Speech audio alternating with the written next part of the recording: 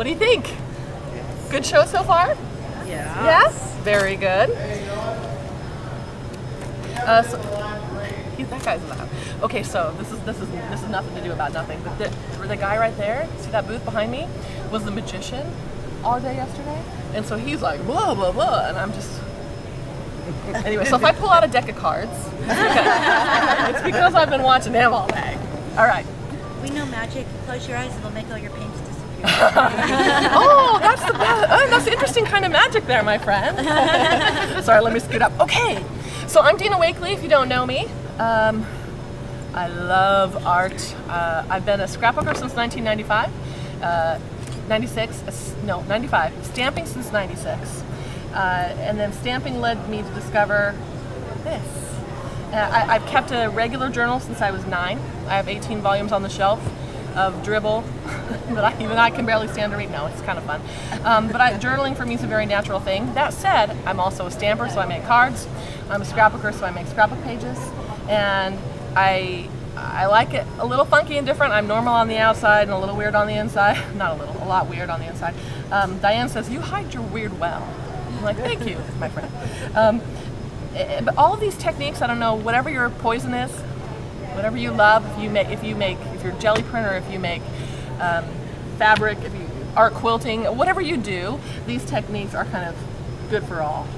Okay, you can find a way to apply them to everything because paint has so many awesome applications. So I love Ranger.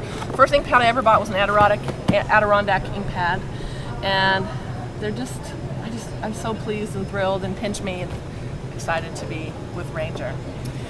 So when I was asked, what do you want in your line? What's your ideal? Well, paint, duh. And I also said I need gesso. So gesso is such an important part of my process because I call gesso underwear for your art. You can get by without wearing your underwear, but something is not right. It will hurt you. Something will chafe. If you want your paint to be the proper color, if you want to use less of your paint, if you want it to move better with your brush, you need that gesso layer. I've been in class with Diane while she's teaching, and I've heard her tell the group, you don't need gesso, put your gesso away. And I'm like, but she's exactly right for what she does, because if she gessoed first and then made her backgrounds, they would pastel out. They wouldn't be vibrant, and that's what's so awesome about what she does. But I use so much acrylic paint at the beginning, and acrylic paint needs underwear. Okay, so gesso, so feel that it might be a tiny bit wet because I put it on a little bit ago, but fondle that. You can feel how it gives it a little grit to the page, okay?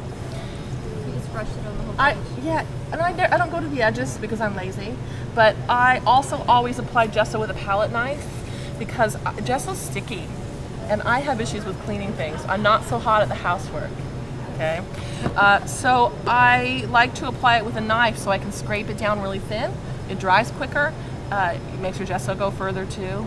And I don't worry about getting to the edges and every little bits and bobs. And then this is how you clean your knife. You just wipe your boot. Like that. Oh, don't put that on. Anyway, you can edit that, right? You just wipe it on your apron. Okay. So gesso is important. We have black and white gesso. The last group's like, when would you use black? The answer to that is yes. Black gesso is really cool. It has a chalkboard finish. You can write with the white pen on it. It looks outstanding. And black will amplify and make the bright colors pop even more. So try it. I mean, try it. Try doing a couple of pages with the black, and it's just a different look, and it's just cool and fun, and heck, why not? So when I was asked, well, what do you want your paint to be? I sent a list of, not requirements, but wishes.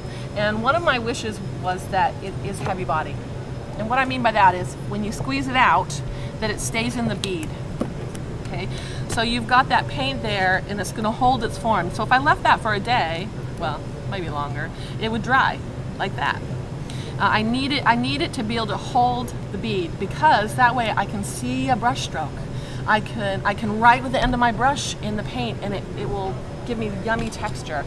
And that's what I like. I'm a repressed abstract expressionist that should have been born in the 50s. Well, should have been painting in the 50s. I should have been friends with Pollock and Frankenthaler, because I just love that. I love the big brush strokes and the expression. So that's what I wanted it to be. That said, I also said, can you please make it smooth out really well? They're like, oh, seriously? You want heavy body and it needs to smooth out? Yes, I do. And they did it. So try.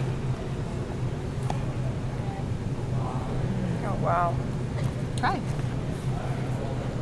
It's like butter. Yeah. Isn't that cool? No, it has that pretty shine to it still. And it kind of knocks down to a matte, not a matte finish, but a satin finish. I didn't want it to knock down really, really super matte, but I didn't want it super shiny because it's really hard to write on something that's shiny. If you've ever tried to write with a pen on, you know, glossy paint, it doesn't work so hot.